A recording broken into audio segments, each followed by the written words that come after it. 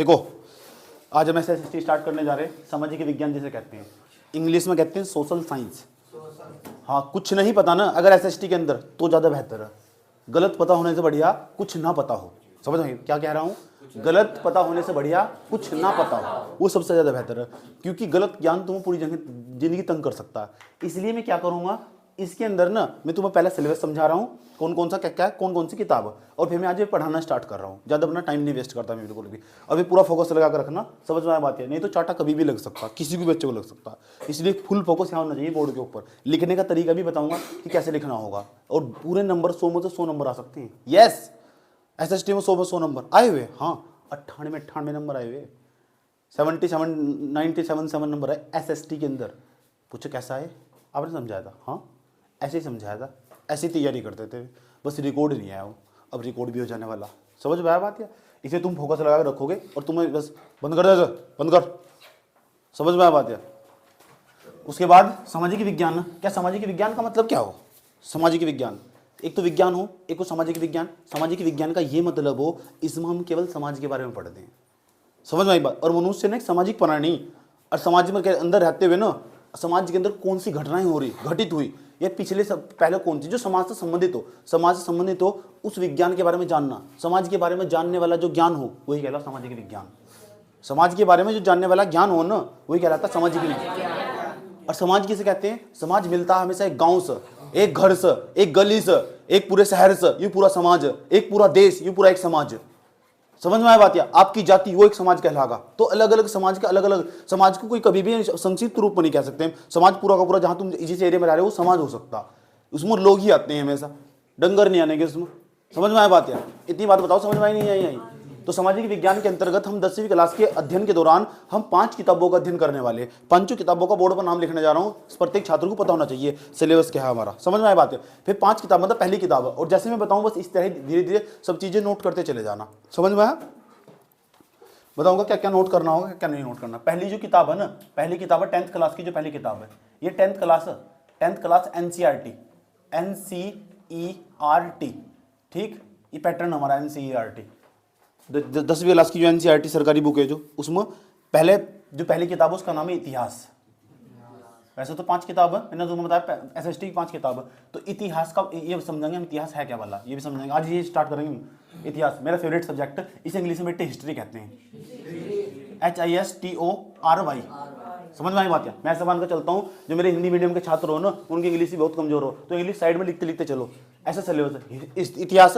और इतिहास भी कई प्रकार के हो। इतिहास को 2 भागों में बांट सकम, 4 भागों में बांट सकम। नंबर फर्स्ट 2 भागों में बांट लो। एक तो इतिहास होगा, पता कहाँ का? नंबर फर्स्ट एक तो इतिहास होगा भारत का इतिहास, भारत का इतिहास।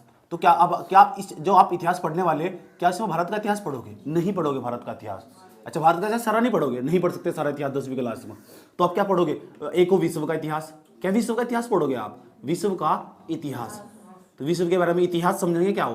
पहले जो घटना घटी है ना, उन्हें किताब में लिख दिया गया। बड़ी बड़ी घटनाएं जो घटी अतीत काल में, पहले जो घटना घटी, बड़ी बड़ी घटना घटी, देश कैसा आजाद हुआ हमारा, हम किसके गुलाम थे, ऐसी ऐसी बातों को किताब में लिख दिया गया, वही इतिहास है।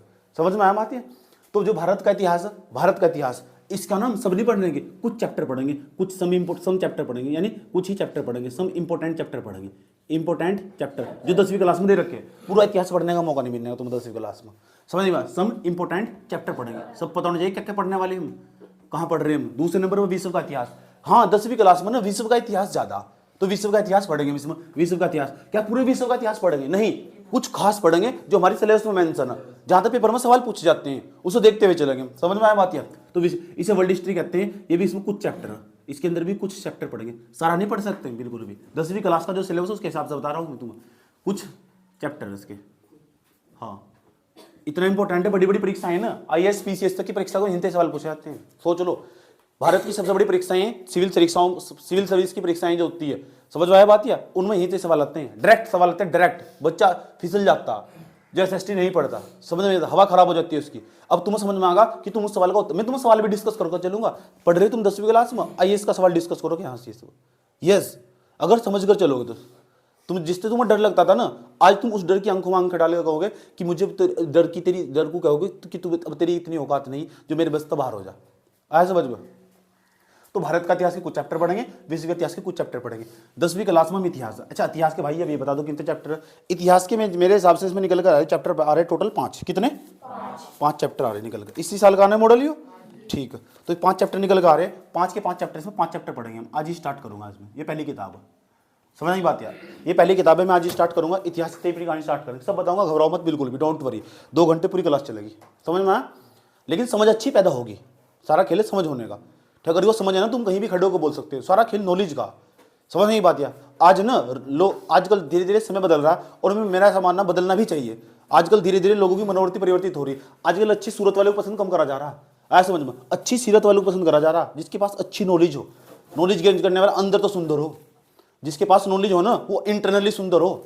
सही बात है, बाहरी सुंदरता कोई सुंदरता नहीं है। कबीर दास कह गए बाहरी सुंदरता सुंदरता नहीं है, सुंदरता तो वो हो जो आंतरिक सुंदरता हो। समझ में आया बात है, सुंदरता क्या हो, सुंदरता वो हो जो आंतरिक सुंदरता हो। तो वो कैसे पनपती है, वो पनपती है हमेशा नॉलेज से, पढ़ने से। आ जाओ, तो विश्व का इतिहास दूसरे नंबर पर जो दूसरी हमारी किताब ये हमारी सब सामाजिक के अंदर आएगा, ये भी सामाजिक विज्ञान के अंतर्गत इतिहास। दूसरे नंबर पर जो हमारी किताब है ना, पता लगाने से कितने चैप्टर पढ़ रहे हैं, 5 ही दिन में खत्म कर दूंगा मैं, 5 ही दिन लूंगा, फालतू नहीं लूंगा। दूसरे नंबर का चैप्टर, दूसरी हमारी जो क्लास है, ठीक, उसका नाम है भाई भूगोल। ये मेरा सबसे फेवरेट विषय, समझ में आया बात यार। ये तो मैंने पढ़ा भी रखा, कोई बात नहीं, इसे पढ़ने के लिए यूट्यूब पे मैंने कई बार पढ़ा रखा, समझ आई बात यार। तो भूगोल, तो भूगोल क्या है, भूगोल में कितने चैप्टर पढ़ेंगे, क्या भूगोल को इंग्लिश में कहते हैं, जियोग्राफी। ये सब लाइन पता होनी चाहिए, किसे किसे इंग्लिश में क्या कहते हैं। कोई भी तुम्हारा मूर्ख बना देगा कि तुम नहीं पता जियोग्राफी को इंग्लिश में भूगोल कहते हैं, और 10वीं क्लास के अंदर था ये, समझ में आया बात यार। अब तुम्हारे अंदर नॉलेज पर रखने वाली, इसके अंदर पता कितने चैप्टर पढ़ेंगे हम। इसके अंदर भाई भूगोल भी कई प्रकार के हो, तो भूगोल के अंदर हम 7 चैप्टर पढ़ने वाले हैं। कितने 7 चैप्टर पढ़ने वाले, चैप्टर 7 चैप्टर पढ़ने वाले इसके अंदर। चैप्टर कितने पढ़ने वाले, CHAPTER, चैप्टर कितने 7 चैप्टर पढ़ने वाले इसके अंतर्गत। चैप्टर का नाम अभी नहीं बता रहा हूँ, जब पढ़ाता चलूंगा तो याद रहनी चाहिए तुम किस किताब में कितने चैप्टर। भूगोल इसका नाम जियोग्राफी इंग्लिश में। तीसरे नंबर पर तीसरी किताब आ ली। अब तीसरी किताब का नाम है आपका अर्थशास्त्र। अर्थशास्त्र ये भी मेरा फेवरेट विषय, बहुत लगाओ मुझे इस तक, अर्थशास्त्र। हाँ, पूरी दुनिया पैसा कैसे कमाया जाता, कैसा खर्च होता है, वो सब इसमें पढ़ते हैं। भूगोल क्या हो, पृथ्वी के भीतर क्या है, पृथ्वी के बाहर क्या है, पहाड़ क्या है, पर्वत क्या है, नदी क्या है, पठार क्या है, वो सब भूगोल के अंतर्गत पढ़ते हैं। पीछे जितनी घटनाएं बीत चुकी वो सब इतिहास के अंतर्गत पढ़ते हैं। अर्थशास्त्र देश को पैसा कैसा कमाना चाहिए, पैसा कहाँ खर्च करना चाहिए, पैसा कहाँ खर्च होगा, पैसे से संबंधित जितनी बातें आएंगी, बैंकिंग क्या होगा, मुद्रा क्या होगा, प्रणाली क्या होगा, वो सब अर्थशास्त्र में आएगा। समझ बात है, मेरा फेवरेट विषय है, समझ नहीं बात है। अगर इसे समझना सीख गए ना तो पैसा कमाना सीख जाओगे। यस, अर्थशास्त्र, इसे इंग्लिश में इकोनॉमिक्स कहते हैं, और मैंने इकोनॉमिक्स में MA भी किया हुआ, मास्टर्स ऑफ आर्ट्स में सब। इसका मतलब मैंने 12वीं क्लास के बाद 5 साल इसमें धक्के कर रखे, एक सब्जेक्ट में मैंने इतनी मेहनत कर रखी। अर्थशास्त्र में मैं MA हूँ, MA master of arts economics जिसे कहते हैं। बड़ी बड़ी क्लास वालों को पढ़ाता हूँ मैं, समझ में आई बात है। लेक्चर देने के लिए मुझे स्पेशल तौर पर इन्वाइट किया जाता, आ जाओ समझाओ क्या चल रही देश की अर्थव्यवस्था, क्या होगा, देश कैसे पैसे कमाएगा। तो अर्थशास्त्र समझ, यूट्यूब पर मेरे बहुत सारे वीडियो पड़े हुए, बहुत सारे वीडियो जो पॉपुलर भी हुए, वायरल भी हुए, लेकिन अलग अलग चैनल पर मौजूद हो। तो अर्थशास्त्र इसे हम इकोनॉमिक्स कहते हैं, इकोनॉमिक्स, ECONOMICS, इकोनॉमिक्स, पता लग गया। वित्त से संबंधित, धन से संबंधित जितनी बातें हम पढ़ते हैं सारी की सारी इसके अंतर्गत पढ़ते हैं। पैसे से संबंधित जितनी बातें आ गई, देश की अर्थव्यवस्था कैसे चलेगी, क्या हो अर्थव्यवस्था, सब समझेंगे, डोंट वरी। 3 किताब होगी, इसके अंतर्गत पता लगा क्या पढ़ेंगे, अर्थशास्त्र। अर्थ क्या है, पैसा कहाँ से आएगा, कहाँ खर्च करेगी सरकार, समझ एक बात यार। तुम्हारे पास पैसा कैसा आएगा, कैसे बैंक कैसे काम करते हैं, बैंक जरूरी क्या, बंद क्यों नहीं कर देते मैंने बैंक को, क्या ये जरूरी क्या, ये क्या दुनिया में बिना पैसे के काम नहीं चल सकता क्या, या पैसे ही छापने ही जरूरी क्या, सब पढ़ोगे तभी सब समझ बात। सब लोगों को तो पैसे छीन ले जाए तो फिर क्या होगा, क्या जब पैसे नहीं आते लोग कैसे रहा करते थे, सभी से पढ़ाऊंगा। कितना दिलचस्प है ना जानना, ऐसे समझ। जब पैसे पहली बार बने होंगे, जब पैसे नहीं आते लोग कैसे एक दूसरे को वस्तु खरीदते थे, देते थे। क्या तुम्हें जानकारी है कि जब लोगों के पास पैसे नहीं आते ना, तो लोग जिसके यहाँ घर में अनाज हुआ ज्यादा तो अनाज दे देता था, जिसके यहाँ दाल की कमी हो दाल ले लेता था, ऐसा व्यापार चलाता था। इसे हम विनिमय प्रणाली कहते हैं, विनिमय प्रणाली, इंग्लिश में कहते हैं बार्टर सिस्टम। इस तरह काम चलता था। यस, और बहुत कठिन काम था ये भी, समझ में आया बात। ये फिर ये जो रोकड़ा है, जो गांधी जी वाला नोट है, ये क्यों विकसित हुआ, आज समझ में, इसकी क्या जरूरत पड़ेगी, वो सब यहाँ पढ़ने को मिलेगा। तू ये पढ़ना नहीं है, सीखना, ताकि दूसरों को भी बता सको। जाकर यूट्यूब पर जाओ, पहला वीडियो खोल लो, SST सोनू भाई जी, आज समझ में, आज की क्लास स्टार्ट हो जाएगी, पहले लेक्चर। जीवन में कभी तकलीफ नहीं होने की, एसएसटी का ना राग काट रहा हूँ मैं, राग।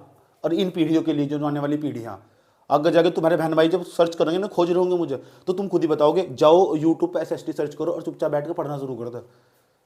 समझ में आया? अभी लेख बनने वाले हैं। जब आज तक 3-4 साल बाद खुदाई करोगे ना तुम, तो खुदाई करके यूट्यूब की खुदाई करके एसएसटी है क्या, कहीं है क्या, अच्छा ये पढ़ा हुआ, ये लोंडा बढ़िया पढ़ाता। समझ में आया? तीसरे नंबर बात समझ में आ रही? अरे सलाह तो दे ही दोगे दूसरों को, क्यों चक्कर में पढ़ना है? नहीं, क्यों पढ़ना किसी के चक्कर में, जब नहीं आए कोई टक्कर पर, क्यों फालतू चक्कर में पढ़ना। चौथे नंबर पर ऐसा पीस बहुत कम मिला जिसे सब सब्जेक्ट की नॉलेज हो। समझ की बात है? एक सब्जेक्ट एक टीचर पढ़ा सके, कहते नहीं क्या? समझ वाली बात है। तो जो क्या हो ना कि एक टीचर सारे सब्जेक्ट किस तरह पढ़ा सके, लोग बोले देख क्या नहीं पढ़ा रहे, और कौन सा नहीं समझ में आ रहा, कोई दिक्कत हो रहा है। उसके बाद राजनीति विज्ञान, जिसे कानून कहते हैं, राजनीति विज्ञान जिसे संविधान कहते हैं। दुनिया में भारत के अंदर सबसे बड़ी चीज क्या है? संविधान। दूसरी भाषा में कहते हैं कानून। और कानून के बिना, कानून तो कोई पढ़ नहीं जा सकता। जज होगा तुम, कानून के दायरे में रह काम करोगे। प्रधानमंत्री होगा तुम, संविधान के दायरे में रह काम करोगे, कानून के दायरे में। राष्ट्रपति होगा तुम, कानून के दायरे में काम करोगे। आईएएस होगा तुम, इस तक पढ़ नहीं जा सकते। और पहली लाइन लिखी हुई, संविधान किसी भी देश की सर्वोच्च विधि होता है। सबसे बड़ा कानून संविधान हो, उसके अंदर जो बातें लिखी हुई देश के अंदर वही चल रहा है, सब हर व्यक्ति वही कर रहा है। वो अपनी गरिमा सब पढ़ नहीं जा सकता उठकर। प्रधानमंत्री के पास इतनी पावर नहीं हो सकती कि वो ना उस एक सीमा तक ऊपर चला जा और कहीं भी कुछ भी कर देगा। नहीं, संविधानों से शक्तियाँ दे रखी, ये शक्तियाँ तेरे अंदर मौजूद है, इससे फालतू नहीं कर सकता तू। तो सबसे बड़ी चीज हुई संविधान, जिसे हम दूसरी भाषा में कानून कहते हैं। और कानून के बारे में जानकारी रखना, राजनीति के बारे में जानकारी रखना, सारा का सारा राजनीतिक विज्ञान मांगा। राजनीतिक विज्ञान, कौन सा विज्ञान? ठीक है, याद रखिए बात। या राजनीतिक, कोई दिक्कत तो नहीं भाई यहाँ तक? कौन सा विज्ञान? कुछ किताबों में राजनीतिक लिखा हुआ, कुछ किताबों में राजनीति लिखा हुआ। राजनीतिक विज्ञान, पॉलिटिकल बोलते हैं सर, इसे बोलते हैं political science. Political SCIENC, political science मेरा फेवरेट विषय। मैंने कई साल रिसर्च करी इसके ऊपर, संविधान के ऊपर। फेवरेट क्यों है? क्योंकि इसमें मैंने मास्टर्स ऑफ आर्ट्स कर रखा है। MA इकोनॉमिक्स पास आउट हूँ मैं। यस, MA इकोनॉमिक्स के साथ साथ MA मैंने राजनीति विज्ञान में मुझे विशेषज्ञता हासिल है। कॉन्स्टिट्यूशन के बारे में, कानून की ठीक ठाक नॉलेज है मुझे। ऐसा समझ में, जैसे तुमने सुना होगा कोई रास्ते गाँव पुलिस वाले जाते हैं तो लोग डरना स्टार्ट करते, घर में घुस जाओ। बचपन में ऐसा हुआ करता था। ऐसा समझ, नहीं रास्ते में पुलिस वाला खड़ा, बहुत बड़ा अधिकारी से बात नहीं कर सकते, मैं नहीं डरता। पूछो क्यों? क्योंकि जो मैंने कोई गलती नहीं करी, क्योंकि मुझे उससे ज़्यादा जानकारी है। जो दरोगा बैठा हुआ ना, मुझे उससे ज़्यादा जानकारी, मुझे पता दरोगा कैसे बना जाता। मुझे उससे ज़्यादा जानकारी, इस कानून के तहत मुझे गिरफ्तार करेगा, सारे कानून खोल कर उसके सामने रख दूंगा, ले ऐसे बजबा। क्योंकि कानून से बाहर जा नहीं सकता और सारे कानून की तो मुझे जानकारी, इसलिए मुझे कोई टच भी नहीं करता। वो 2 लाइन देख कर समझ जा मेरे चलान काटना स्टार्ट कर दिया। मैंने किस बात का चलान? ये कह रहा पोल्यूशन का। मैंने कहा यो पोल्यूशन कार्ड। ये कह रहा और दिखाओ। मैंने कहा मेरा टाइम भी नहीं वेस्ट कर सकते आप, नहीं तो मैं आपको उल्टा केस ठोक दूंगा। वो 2 लाइन तक समझ गया बाबा। क्योंकि मैं सोच रहा था ना, मैंने कुछ दिन वकालत भी करी थी। वकालत मतलब LLB का भी पढ़ा था, जिसे वकील कहते हैं। उन तो सब डरते हैं। सही बात है। 3-4 चीज़ तो में से 2 चीज़ बच के रहना चाहिए। एक तो काला कोट, एक हो सफ़ेद कोट। इन तो बच के रहना चाहिए। आए तो काला कोट किसे कहते हैं? वकील को। सफ़ेद कोट किसे कहते हैं? डॉक्टर को। ये बहुत खतरनाक हो, जो कह देंगे ना वही होगा। तो राजनीतिक विज्ञान में आप कानून के बारे में पढ़ते हैं, ये मैं आपको पक्का परफेक्ट कर दूंगा। समझ बात, इतना सिखा दूंगा मैं आपको, आप किसी पुलिस वाले से डरना बंद कर दोगे। यस, और जवाब भी देना शुरू कर दोगे, क्योंकि आप अपने अधिकारों के बारे में जानने होंगे। अमेरिका के अंदर इतने बच्चे प्रोटेस्ट करते हैं। प्रोटेस्ट करते हैं, आंदोलन, ऐसे कहते हैं अमेरिकी सरकार हाय हाय। और यहाँ के बच्चे, यहाँ के माँ बाप पता क्या कर, पता क्यों करते हैं ऐसा? क्योंकि वो अपने अधिकारों के प्रति जागरूक हो। यहाँ तो किसी बच्चे को नहीं पता उसके अधिकार कितने हैं, इसलिए करते हैं। और यहाँ का कोई बच्चा लड़ाई में जाओ ना किसी की, तो उनकी माँ क्या वो, अरे भाई किसी की लड़ाई में नहीं बड़े करते। आए समझ में? हाथ पकड़े पीछे, तो यहाँ जानोगे तुम क्या अधिकार हो तुम्हारे। चुप हो जाओ, बात ना करो। बात ऐसा ही होगा। ये राजनीतिक विज्ञान के बारे में हम सब पढ़ेंगे भाई। फालतू मत बोल, सुन समझ लो अच्छे तरीके से, ठीक। 5वें नंबर पर, ठीक, ये खतरनाक चीज है, इसका नाम है आपदा। इस पर बहुत सवाल आते हैं आपदा के बारे में। और आपदा कुछ भी हो सकती है। आपदा 2 तरीके की होती है, एक तो मानव जनित होती है, एक प्राकृतिक होती है। जैसे भूकंप आया, मानव लेकर आया भूकंप, तो प्राकृतिक आपदा। भूस्खलन आया, भूस्खलन अपने आप आया प्राकृतिक। कुछ ऐसी जो मानव के कारण नहीं, जैसे आग लग जाती है, आया समझ में, आग लगी नहीं, आग तो मनुष्य ने लगाई ना, कभी कभी आग पहाड़ों पर पत्थर टकराने तो लग जा, लेकिन वो जमाने चले गए अब तो बता क्या करेंगे, पहाड़ों पर जाएंगे, समझ की बात क्या, धूम्रपान करा और सिगरेट वगैरह वहीं फेंक दिए, पूरा पहाड़ जल जाते हैं, समझ, उसमें रहने वाले जंगली जीव बहुत सारे जानवर भी फूक जाते हैं, समझ में आई बात है। तो ये मानवीय कारण आपदा के, तो आपदा के बारे में तमीज से पढ़ेंगे और उसके उपाय भी देखेंगे, जैसे भूकंप हुआ, बाढ़ हुई, सब इसके बारे में पढ़ेंगे, सुनामी हुई, क्या होते हैं, कहाँ कहाँ तो होते हैं, सब पढ़ेंगे इसके बारे में, डोंट वरी। उसके बाद हम आपदा पढ़ेंगे। अच्छा, आपदा का ना, आपदा ही तो नाम है इसका, आपदा प्रबंधन, आपदा नहीं पढ़ने के, खाली आपदा पढ़ के बैठेंगे, आपदा का प्रबंधन कैसे करोगे, आपदा को सही कैसे करोगे, उसका मैनेजमेंट कैसे करोगे, बाढ़ आ गई तो कैसे बचाओगे, क्या क्या बना रखा है ना, बताओ ना, तूफान आया तो क्या करोगे, आपदा प्रबंधन इसे बोलते हैं डिजास्टर मैनेजमेंट, डिजास्टर मैनेजमेंट, चुप हो जाओ, बात नहीं करनी बिल्कुल, डिजास्टर मैनेजमेंट,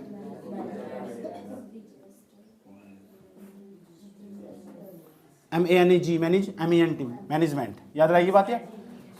तो 1 2 3 4 5 किताब आपके सामने मौजूद है, और आज मैं स्टार्ट करने जा रहा हूं आपका इतिहास। कितने चैप्टर पढ़ेंगे इसके अंदर, 5 चैप्टर, कोई प्रॉब्लम, और वो भी समझा और समझा और सुन कर पढ़ाऊंगा, इंटरेक्शन कर। बेटे मैंने क्या बताया अभी, गुरुजी आपने ये बताया, समझ आई बात। 1 नंबर का क्वेश्चन बताऊं, 1 नंबर का नोट कर लेना, 2 नंबर का बताऊं, 2 नंबर का कर लेना, और 5 नंबर का बताऊं, 4 का 5 का, वो सब नोट कर लेना। मेन चीज एक ही होगी, नंबर महत्वपूर्ण नहीं है, मेन नॉलेज, उस चीज की तुम्हें नॉलेज है, समझ आई बात। जैसे मैं पहले चैप्टर पढ़ाने जा रहा हूँ और पहले चैप्टर का नाम लिखने जा रहा हूँ, उसमें तुम्हें पता होना चाहिए पहले चैप्टर का अर्थ क्या है, कहना क्या चाह रहा है, ये सब चीजें पता होनी चाहिए, समझ आई बात है। जैसे पहले चैप्टर का नाम हमारे इतिहास के अंदर, अब इतिहास के अंदर कितने चैप्टर मौजूद है, इतिहास का चैप्टर नंबर 1 स्टार्ट कर रहे हैं, चैप्टर नंबर 1, ये चैप्टर नंबर 1। अब चैप्टर नंबर 1 का नाम लिखने जा रहा हूँ, इसका नाम है यूरोप में राष्ट्रवाद। बच्चे सारे क्वेश्चन पढ़ लेंगे, उन्हें चैप्टर का अर्थ तक नहीं पता कहना क्या चाह रहा, यूरोप में राष्ट्रवाद, यूरोप में राष्ट्रवाद, इसे कहते हैं। यूरोप एक प्रकार का ना, यूरोप कोई देश नहीं है, सुन लो, यूरोप कोई देश नहीं है, और राष्ट्रवाद वहां कैसे पनप गया, जिसके पीछे वाद लग जाना, एक प्रकार की विचारधारा हो, अपने राष्ट्र के प्रति चिंता हो जाना। जैसे भारत के अंदर राष्ट्रवाद कह दिया तो भारत के लोगों के अंदर ना देश की भावना प्रबल हो चुकी, देश को बचाने की भावना प्रबल हो चुकी, हमारा देश महान होना चाहिए। यूरोप वाले के अंदर ये राष्ट्रवाद कब पनपना स्टार्ट हुआ, जो तुम्हारे यहाँ समझ बात है, जम्मू कश्मीर में कोई आतंक फैला देता तो तुम्हें ऐसा लगता होगा इसमें हमें इन्हें मार देना चाहिए, पाकिस्तान वालों को हमें इन्हें चाइना में उड़ा देना चाहिए, इसे कहते हैं तुम्हारे अंदर राष्ट्रवाद पनप गया। जैसे तुम्हारे अंदर भावना जाग उठती है ना, ठीक है, तुम नारे लगाते हो पाकिस्तान हाय हाय, चाइना वाले हाय हाय, ऐसा नारे लगाते हो, इसका मतलब तुम्हारे अंदर राष्ट्रवाद पनप चुका। तुम भारत के लोगों, भारत के अंदर राष्ट्रवाद का उदय कब हुआ ये हम बाद में पढ़ेंगे, लेकिन हम पहले पढ़ेंगे यूरोप के अंदर एक देश नहीं है, 28 देश आते हैं, 28 देश, 28 के 28 देशों के अंदर जो यूरोप रहते हैं, यूरोपीय यूनियन पूरा का पूरा एक संघ बना रखा है। यूरोप एक प्रकार का महाद्वीप, 28 देशों से, 28 के 28 देशों के अंदर राष्ट्रवाद की भावना कब प्रबल हुई, उनके अंदर का राष्ट्रवाद कैसे जागा, समझ में आया बात है, ये पढ़ेंगे। चैप्टर का मतलब समझ में आया, समझ गए। अभी मैंने उदाहरण दे देकर समझाया, राष्ट्रवाद एक प्रकार की विचारधारा, राष्ट्रवाद पूछे क्या एक प्रकार की विचारधारा, कहाँ के लोग की बात कर रहा है, यूरोप कोई देश है, 28 देशों का समूह, याद रहेगी बात या कितने देशों का, उनके अंदर ना राष्ट्रवाद कैसे पनपना शुरू हुआ, उनके अंदर राष्ट्रवाद की जो विचारधारा थी वो कैसे जन्म लेना शुरू कर दी, ये आइडियोलॉजी उनके अंदर आई कैसे, ये विचारधारा कैसे पनपनी शुरू हुई, कैसे उत्पन्न हुई है, ये बात हम जानने की इस चैप्टर में कोशिश करेंगे। चैप्टर नंबर 1 है इतिहास का, समझ में आया बात या, तो मैं क्रम वाइज तुम्हें समझाता चलूंगा, समझ में आया, और वही चीज समझाऊंगा जो महत्वपूर्ण पर्सन होंगे, पेपर वही आने वाले हैं, समझा कर भी चलूंगा, पर्सन भी बता के चलूंगा तुमसे। SST का मॉडल मेरे हाथ में, राहुल का मॉडल मौजूद है, समझ नहीं बात है, हर बार यही पढ़ाता हूँ और सलाह भी देता हूँ, यही पढ़ना चाहिए। इसकी भाषा आसान, मास्टर माइंड की अपेक्षा, मैं उसकी बुराई नहीं कर रहा हूँ, और इसने मुझे कोई पैसे नहीं दे रखे, इसे पब्लिसिटी कर रहा हूँ मैं, समझ नहीं बात या, क्योंकि मेरे बच्चों ने बहुत सारे आरोप लगाए, इसकी साथ आपकी सेटिंग जरूर, मतलब राहुल नहीं, जो राहुल के जो पब्लिकेशन है इनके साथ आपकी कुछ साठ गांठ, आपने कई साल तो इसी मॉडल को चलवा रखा, समझ नहीं बात है। तो मैं इसकी पब्लिसिटी नहीं कर रहा हूँ, इसकी भाषा आसान और सबसे बात छोटा भी है, भाषा भी आसान है, छोटा भी है, आया समझ। दूसरी भाषा में कहते हैं सस्ता ही नहीं सबसे अच्छा, चले कोई दिक्कत नहीं है, और मास्टर माइंड की अपेक्षा सस्ता भी है शायद। अच्छा ये तुम दोनों तरह की है, हाँ, इसकी ये मार्केट में मैं ही चला रखा, समझ नहीं बात है, ये मार्केट जो चला रखा था इसका ही मार्केट में छापना बंद कर दिया था, समझ, फेमस तो बात हुई, समझ आई बात है। फिर मैंने कहा चलो कोई बात नहीं करे, चलो छापना स्टार्ट। तब से फिर सारे बच्चे आसपास पड़ोस सब यही से लेते हैं, टॉप 10 राहुल। बात समझ में आई? चलो अब हम पहले चैप्टर पढ़ना स्टार्ट करें। यूरोप में राष्ट्रवाद का मतलब समझ में आया? मतलब तो अर्थ तो समझ चुके ना कि यूरोप के अंदर राष्ट्रवाद कैसे पनपना शुरू हुआ। बात समझ में आई? चलो अब हम क्या करते हैं, पहले चैप्टर खोलते हैं। पहले चैप्टर खोलने के बाद ना इसके शॉर्ट क्वेश्चन बाद में और पहले लॉन्ग क्वेश्चन पा जाते हैं। जैसे पेपर में क्या क्या पूछता, कैसे क्वेश्चन पूछता, पहले छोटे छोटे क्वेश्चनों पर आ जाओ, छोटे छोटे क्वेश्चनों पर आ जाओ। चलो नंबर फर्स्ट, पहले नंबर पर पहला क्वेश्चन है मॉडल के अंदर, ये पहले चैप्टर, इसके अंदर नेपोलियन की संहिता का निर्माण हुआ था। तो ये यूनी है कि तुम्हें इस पर्सन को छोड़ना, इसमें लिखा नेपोलियन की जो संहिता थी ना, नेपोलियन की संहिता का मतलब क्या है? नेपोलियन की संहिता सुन लो, नेपोलियन की संहिता का मतलब क्या है? नेपोलियन था कौन, कहाँ रहता था? यूरोप के अंदर 28 देश, 28 देश, 28 मतलब एक देश है उसका नाम है फ्रांस। यस, अब फ्रांस के अंदर ना नेपोलियन एक प्रकार का राजा था। पहले तो सेनापति था सेना के अंदर ही, और धीरे धीरे राजा बना, और इसने फिर सपना देखा पूरी दुनिया पर कब्जा करने का। एकमात्र ऐसा राजा था जिन्होंने उस 1804 के आसपास जिन्होंने पूरी दुनिया पर कब्जा करने का सपना देखा, लेकिन असफल हुआ। समझ में आया बात? धीरे धीरे क्यों? कि क्रूर होने लगा था, निर्दयी होने लगा था, गरीब लोगों को मारना स्टार्ट कर दिया था। जब तो इसके खिलाफ क्रांति हुई थी। क्रांति कैसी हुई? वहां लोग जागरूक होना स्टार्ट हुए, और फिर नेपोलियन को ना उन्होंने पलट दिया उठाकर। आया समझ? नेपोलियन को फिर बंदी बनाया गया, नेपोलियन को फिर जेल में डाल दिया गया। समझ में आया बात? या पहले तो अच्छा राजा था, धीरे धीरे उसका लालच बढ़ता चला गया नेपोलियन का, और जैसे बढ़ता चला गया ना फ्रांस के अंदर उसका लालच बढ़ता चला गया। लेकिन लालच बुरी बला हो, वही कहानी मुर्गी अंडे वाली कहानी, एक अंडा दे रही है, एक अंडा दे रही है, सारे अंडे निकाल लूँ उसके अंदर सोने का अंडा। पढ़ी होगी बचपन में, तो लालच बुरी बला हो उस पर लिखा हुआ था, बचपन में पढ़ा था हमने भी, और तुमने भी पढ़ा होगा। नहीं पढ़ा होगा, हो सकता है किसी ने छुट्टी मान ली, तो मुझे समझ लो। इतनी बात बताओ, समझ में ही नहीं आई? कोई दिक्कत यहाँ तक? चलो अच्छी बात। ये बात बताओ मुझे, तुम्हारी समझ में आ रही नहीं आ रही है? कोई दिक्कत यहाँ तक? उसके बाद पता क्या हुआ, जब नेपोलियन था, नेपोलियन ना अपने शासन काल के दौरान, जब उसका शासन चल रहा था फ्रांस के अंदर, वो राजा था। मैं कह रहा हूँ फ्रांस यूरोप के अंदर एक देश है, सब बताऊँ 28 देशों में एक देश है। समझ में आई बात? या उसमें से एक देश का राजा था, उसका नाम था फ्रांस। फ्रांस का राजा था, कौन था फ्रांस का राजा? नेपोलियन। एक का बच्चे सुनवा क्या क्या बताया, मजा आ रहा पूरा? उसने भाई साहब ऐसे ऐसे काम करे, अच्छे अच्छे काम भी करे। उसने ना अपने नाम तक एक संहिता जारी कर दी, एक कोड, एक कानून जारी कर दिया 1804 पर, जिससे भारत का संविधान 26 जनवरी 1950 को लागू हुआ। उसने एक नेपोलियन संहिता लागू कर दी। अच्छे काम भी करे उसने, कुछ बुरे काम भी करे। समझ नहीं बात? या तो जो भी काम करेगा उस इतिहास में याद रखा जाएगा। यही तो हमारा इतिहास है। इतिहास कहते हैं कि पिछली जितनी भी घटना, तो अब जो तुम्हारी बात है, तुम्हारा नहीं इतिहास लिखा जा सकता, कुछ खास लोगों का इतिहास लिखा जा, जो नेता रह चुके, जिन्होंने पूरा बड़ा काम करा, उनका इतिहास लिखा जाएगा। तुम्हारे बाबा के बाबा का बाबा का इतिहास क्यों लिखा जाएगा? कुछ करा ही नहीं। जब महात्मा गांधी का क्यों लिखा गया? करा ना उन्होंने। आया समझ में? इतनी बात बताओ, समझ में नहीं आई? एडवांस नहीं बोलना, समझ लो। तो जो नेपोलियन संहिता थी ना, नेपोलियन संहिता थी, वो जो लागू हुई 1840 से। पहला क्वेश्चन ये है, नेपोलियन संहिता कब लागू हुई? नेपोलियन संहिता, संहिता पता लगा, कानून एक प्रकार का। नेपोलियन संहिता कब लागू हुई थी? 1840 ईस्वी में। 1804 ईस्वी में। इतनी बात बताओ, समझ आई नहीं? एक चीज और बताना चाहता हूं, तुम सदी किसे कहते हैं? सदी और सन क्या हो? ईस्वी लिखा हुआ ना, एक तो हुई ईस्वी और एक हो ईसा पूर्व। दोनों मतलब पता क्या है? अगर कहीं लिखा हुआ ना ईसा पूर्व, इसका मतलब ईसा मसीह के जन्म से इतने साल पहले बात कर रहा है। लिखा है 320 ईसा पूर्व, ऐसे लिखा हुआ ईसा पूर्व, ये अलग चीज हो, और ईस्वी अलग चीज हो। तो ईसा पूर्व का मतलब हो ईसा मसीह के जन्म से 300 साल पहले की बात है। ईसा मसीह के जन्म से 320 साल पहले की बात है। तो ईसा पूर्व अलग हो और ईस्वी अलग हो। ईस्वी को ही हम सन बोल देते हैं। समझ में आई बात है? याद रखोगे बात? या 1804 सन 1804 कह दो, 1804 ईस्वी कह दो, दोनों बात समझ में आई? एक हो दशक, एक दशक हो, सुन नहीं, सारी चीजें यूज होगी 1804 में। अच्छा ये देखो यहाँ, अगर हम सन 1800 तो लेकर और 1900 तक की बात कर रहे हैं, अब इसके बीच में क्या क्या आ सक? 1801 भी आ सक, 1802 भी आ सक, 1897 भी आ सक, आया समझ में? 1857 भी आ सकता। इसे हम पता कौन सी सदी बोल लेंगे? इसे बोल लेंगे 19वीं सदी। 19वीं सदी बोल लेंगे सर, 18वीं सदी नहीं बोलने सर, 18वीं सदी बोल लेंगे सन 1700 से लेकर 1800 के बीच में। देखो जो आने वाला ना उस सदी बोल लो, 19वीं नहीं आया तो इसे 19 सदी बोल लेंगे। मैं पूछूंगा नेपोलियन संहिता कौन सी सदी में जारी हुई थी? 19वीं सदी में। 1804 19वीं सदी में आगा। चाहे 1801 आवो, 2 आवो, 3 आवो, 4 आवो, 5 आवो, 7 आवो, 8 आवो, 19वीं सदी कहलागी। पता लगा 19वीं सदी कौन सी होगी, कोई दिक्कत नहीं। यहाँ तक अब सन 2000 में 1900 तो लेकर ना सन 2000 तक की बात करूं, 1900 से लेकर 2000 तक की, उसे बोलेंगे 20वीं सदी। तो आपका देश 1947 में आजाद हुआ। हम कह रहे हैं आपका देश 1947 में, इसका मतलब आपका देश 20वीं सदी में आजाद हुआ। सन 2000 तक लेकर सन 3000 तक, अभी 2003, 2001, 2003, 2002, 2010, 2022, 2023 जो चल रहा है, तो इसे बोलते हैं 21वीं सदी। जब भी तो मोदी जी टीवी पे कहते हैं हमारा 21वीं सदी का भारत है, यो 21वीं सदी का भारत। बात समझ में आई? दिक्कत तो नहीं आया तक? तो 21वीं सदी, 20वीं सदी, 19वीं सदी समझ में आई? तो अभी हम कौन सी सदी में जी रहे? 24वीं कहां से आ गई यार, 21वीं सदी। बात समझ में आई? तो कोई दिक्कत नहीं आया तक? पता लग गया हमारा कौन सा भारत है। चलो अभी सारी बातें यूज करूंगा ना मैं, तो तुम्हें समझ में जाने वाली है। सन का मतलब समझ में आया? सन का ईसा पूर्व का मतलब समझ में आया? ठीक। ईस्वी का मतलब समझ में आया? ईस्वी सन। नेपोलियन संहिता कब जारी हुई थी, पता लग गया?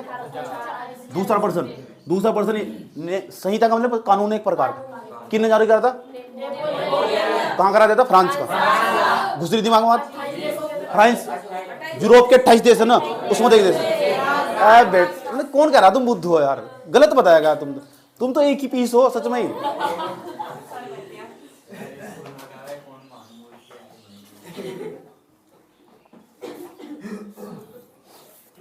दूसरा सवाल पूछा है, वियना सम्मेलन कब हुआ था? वियना सम्मेलन। हाँ, ये सम्मेलन क्या हो समझे? तुम ना जितना भी इतिहास पढ़ रहे हैं हम सारा का सारा पढ़ेंगे। ये 19वीं सदी बोल रहे हैं ना सर, 19वीं सदी का इतिहास पढ़ेंगे। और वो भी ये विश्व का इतिहास पढ़ रहे हैं हम। ये भारत का इतिहास, भारत की तो कुछ बात ही नहीं हो रही इसमें। आया समझ में? विश्व का इतिहास पढ़ रहे हैं। विश्व का मतलब यूरोप का, और विश्व में भी यूरोप का इतिहास पढ़ रहे हैं। उसके बाद वियना सम्मेलन पूछा ना कब हुआ था, सीधा एक नंबर के प्रश्न है। धीरे धीरे मैं बड़े क्वेश्चन पा रहा हूँ, घबराओ मत बिल्कुल भी। तो वियना सम्मेलन हुआ था 1815 ईस्वी में। ईस्वी का मतलब समझ गए? अच्छा, वियना सम्मेलन का मतलब पता क्या हो? वियना ना एक प्रकार की ऑस्ट्रिया की राजधानी, ऑस्ट्रिया एक प्रकार का देश है। वियना जो ऑस्ट्रिया की राजधानी वियना। जेका भारत की राजधानी दिल्ली ना, इस तरह ऑस्ट्रिया की राजधानी क्या है? वियना। वहां एक सम्मेलन हुआ था, बहुत सारे लोग आए थे एक साथ, 28 देशों के लोग इसके अंदर आए थे वियना सम्मेलन के अंदर। और जब वे आए थे तो उन्होंने कुछ बैठकर बातचीत करी, अच्छी अच्छी बातें, उसे सम्मेलन बोलते हैं। आया समझ में? उन्होंने कहा कि देश को आगे कैसे बढ़ाना चाहिए, देश के अंदर क्या क्या होना चाहिए, क्या क्या नहीं होना चाहिए, बस वो सम्मेलन है। पेपर में इतना ही सवाल पूछा जाएगा, वियना सम्मेलन कब होता? 1815 ईस्वी में। याद रहेगी? 18वीं सदी, यो 19वीं सदी का इतिहास, 20वीं इतिहास क्यों पढ़ रहे हैं? वियना सम्मेलन पता लग चुका। अब कभी जीके में बहुत क्वेश्चन आवा इसमें, समझ में आई बात? तो करम भाई सिस्टमेटिकल तरीके से चलो, कोई दिक्कत नहीं है। अभी 2% पढ़ाया मैंने, शॉर्ट क्वेश्चन, दिक्कत तो नहीं आया तक? तीसरे नंबर नहीं, अब तीसरा पर्सन आया एक नंबर का, ये तीसरा पर्सन, मैं सब तीसरा पर्सन मान के चलता हूँ। उसका नाम एफ्रो अमेरिकन से आप क्या समझते हैं? एफ्रो अमेरिकन क्या बला है? एक पर्सन है नहीं, बच्चे समझते हैं, एक तो अमेरिकन हो, एक हो एफ्रो अमेरिकन। एफ्रो, इसे कभी नहीं भूलने के, फिर तुम एफ्रो अमेरिकन। तुम बता, एक तो भारतीय हो, एक हो अभारतीय, जो भारत के नहीं है, भारत में रह रहे थे फिर भारत बाहर चले गए। समझ नहीं बात है? गैर भारत के निवासी बोलते हैं, जिसे हम एनआरआई बोलते हैं, नॉन रेसिडेंट इंडियन, गैर भारतीय निवासी। एक तो अमेरिका का, एक एफ्रो अमेरिकन। एफ्रो अमेरिकन किसे कहते हैं पूछ रहा है? एफ्रो अमेरिकन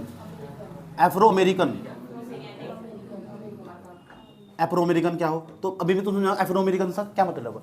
जो एफ्रो शब्द है ना इसमें, ठीक सुन लो, ध्यान लगा, क्या मतलब है इसका। एक हमारे यहाँ ना एक सब, अगर तुम इसे समझेंगे तो दो चीज और चीज समझने को मिलेगी तुम्हें, इसे समझना। तो हमारे यहाँ ना कुछ लोग ऐसे रहते हैं जिनके माँ या बाप में तो कोई एक यूरोप में पैदा हुआ था, अंग्रेजों में था, समझ नहीं बात या, लेकिन उसका वो माँ या बाप तो एक भारत का था, लेकिन वो यूरोप में रह रहे थे। मैं समझ गए ना बात? तुम माँ या बाप में तो कोई एक भारत का, जैसे मैं हूँ, मुझे एंटोनिया मिल गई, शादी होगी मेरी, और वह यूरोप की, और दोनों की शादी होगी, और दोनों की संतति पैदा होगी, वहीं वहीं वहीं वहीं ऐसे उसके भी बाल बुरे बुरे, उसकी माँ की तरह ही बिल्कुल ऐसे समझ, वही उसका मुंह दिखाई नहीं देता बिल्कुल भी, धूप दिखते खड़ा कोई खड़ा ही नहीं, ऐसे ही पीस है वो भी, समझ में आई बात? पैदा हुआ जो, तो वो ना उसमें पता क्या बोल रहे हैं, एक तो भारत के निवासी हो गए, एक तो भारतीय बोल लेंगे, उसे नहीं बोलने, उसे बोल लेंगे गैर भारतीय। दूसरी भाषा में कहते हैं अंग्ल भारतीय समुदाय। इसे इंग्लिश में कहते हैं एंग्लो इंडियन। तो मेरे बच्चे सब कहेंगे पक्का एंग्लो इंडियन है, एंग्लो इंडियन। हिंदी में कहते हैं अंग्ल भारतीय समुदाय, ये अंग्ल भारतीय समुदाय के लोग। इस तरह ही एक तो अमेरिकन हो जो अमेरिका में रह रहे। अमेरिका याद रखना पूरी दुनिया की सबसे बड़ी अर्थव्यवस्था, सबसे ज्यादा पैसा अमेरिका के पास मौजूद है। पूरी दुनिया की महाशक्ति अमेरिका भी, पूरी दुनिया को लीड करने वाला पूरी दुनिया का नेता अमेरिका भी। समझ में आया बात? या अमेरिका जाना मेरे सपना और जरूर जाऊंगा मैं, यहाँ बोल रहा हूँ वीडियो ऑन रिकॉर्ड। समझ में आया बात? या ठीक। एफ्रो अमेरिकन, तो कहीं छोड़ दोगे भी नहीं। एफ्रो अमेरिकन सुन लो, एफ्रो अमेरिकन क्या हो? कुछ लोग ऐसे जिनके पूर्वज अफ्रीका से आए थे, और अफ्रीका एक प्रकार का कॉन्टिनेंट, एक महाद्वीप और बहुत गरीब देश है। उसके अंदर भी अफ्रीका के अंदर बहुत सारे देश है वो, लेकिन यहाँ आकर बस गए अमेरिका के अंदर में। माँ या बाप मतलब कोई एक, उनके पूर्वज पक्का अफ्रीका के रहे होंगे, जिनके पूर्वज कभी अफ्रीका के रहे होंगे। अफ्रीका भी एक प्रकार का अलग देश ना कहते हैं, महाद्वीप कहते हैं। उसके अंदर बहुत सारे देश आओ, बहुत सारे देश आओ अफ्रीका के अंदर। बहुत गरीब कॉन्टिनेंट, बहुत गरीबी वहाँ अफ्रीका के अंदर बिल्कुल भी। कुछ तो गाँव ऐसे, कुछ शहर ऐसे वहाँ बिजली नहीं पहुँची आज तक भी। यस, कुछ लोग ऐसे वहाँ आदिमानव की तरह रहते हैं आज भी। यस, समझ में आया बात है? अफ्रीका के अंदर तो वे आकर ना पता कहाँ बस गए थे? मैं बस गए थे अमेरिका के अंदर आ गए, क्योंकि अमेरिका भी ना किसी जमाने में अंग्रेजों को गुलाम रहा हुआ। यस, अंग्रेजों ने सबको गुलाम बनाया। समझ में आई बात है? सबको गुलाम बनाया, किसी को छोड़ उन्होंने। तो अंग्रेज किसे कहते हैं? अमेरिका वालों को अंग्रेज नहीं कहते। जो यूरोप पड़े ना 28 देशों में, वो इन अंग्रेज कहते हैं। आया समझ में? ठीक। तो मैं जाने वाला हूँ 28 देशों में घूमने। मैं तो चाहता हूँ 28 देशों में एक होनी चाहिए। समझ में आई बात? या गाड़ी होनी चाहिए। ठीक, समझ गए ना तुम? जब इधर अर्थव्यवस्था चलेगी। चलो ये कौन सा अमेरिकन ना? Afro American. तो एफ्रो अमेरिकन समझ गए, जिनके पूर्वज। एफ्रो अमेरिकन किस व्यक्ति को कहते हैं? जिनके पूर्वजों में ना, पूर्वजों में तो कोई भी कहाँ का था? अफ्रीका का था। अफ्रीका उन्हें क्या बोलते हैं? Afro American. ये बात बता दो, कोई तुमसे पूछा एफ्रो अमेरिकन किसे कहते हैं? एंग्लो इंडियन बता दोगे? एंग्लो इंडियन, अंग्ल भारतीय समुदाय बता दोगे? अपने बच्चे वाला उदाहरण दिया में ना, वो पीस ऐसा समझ बोलने के अंदर बिल्कुल भी। ठीक। तो इधर तो तुम अंग्ल भारतीय समुदाय समझ गए, उधर तो एफ्रो अमेरिकन समझ गए। इतनी बात बताओ, समझ में आई नहीं आई? ऐसा कर दो, ऐसा कर दो मेरी तरफ को। कोई ये कर रहा है, कौन कर रहा है? खा लो तैयार तुम। समझ गए? एफ्रो अमेरिकन बता दोगे? एफ्रो अमेरिकन ऐसे व्यक्ति को कहते हैं जिसके पूर्वजों में से कोई अफ्रीका में रह रहा था। बात समझ में आई? यही लिखना, इसे रट्टा मारो तुम। पता एफ्रो अमेरिकन क्या हो? जो अमेरिकन थे उसके पूर्वज अफ्रीका में रहते। या लिखा हुआ मैंने, कोई बात नहीं, अफ्रीका का था। पता क्या बताया एफ्रो अमेरिकन क्या हो? अफ्रीका के थे, लेकिन कहाँ रह रहे इस टाइम में? अमेरिका में रह रहे। पूर्वज तो, लेकिन वो रह रहा, जैसे मैं हूँ, मेरे माँ बाप अफ्रीका के थे ना, ऐसा समझ, लेकिन मैं रहना स्टार्ट कर दिया अमेरिका में। ऐसा समझ। तो इसका मतलब है मुझे एफ्रो अमेरिकन कहते हैं। एफ्रो इसमें तो निकल गया रहा अफ्रीका। देखो अफ्रीका की खुशबू आ रही है एफ्रो मत ही आ रही नहीं बिल्कुल भी। मजा आ रहा है? दिक्कत तो यहाँ तक सब याद करवा दो। 3 क्वेश्चन पढ़ाए, तीनों दिमाग में चले गए। चौथा क्वेश्चन, एक क्वेश्चन और। मेनर क्या था? मेनर किसे? इसे छोड़ दो। अब रूढ़िवादिता से क्या? रूढ़िवादिता क्या हो? एक क्वेश्चन है इसमें, रूढ़िवादिता। जो मैं क्वेश्चन पढ़ाऊंगा वही तुम्हें याद रखने। ठीक, आ जाओ। रूढ़िवादिता से क्या? रूढ़िवादिता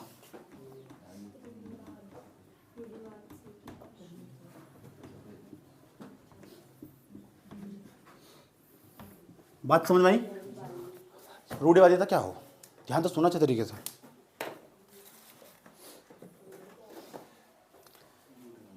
ध्यान भाई, जो मैं बात बताऊंगा ध्यान से।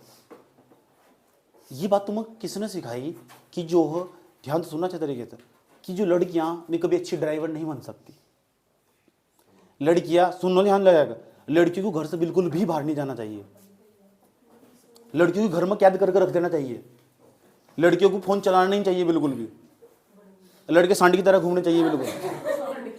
आए समझ? लड़कों के हाथ में बाइक देगा, घूम घूम घूम घूम। ये काम लड़की क्यों नहीं कर सकती? पता क्यों? ये क्या है? सिर्फ यो सोच। इसी बात को, ऐसी परंपराओं को हम रूढ़िवादिता बोलते हैं।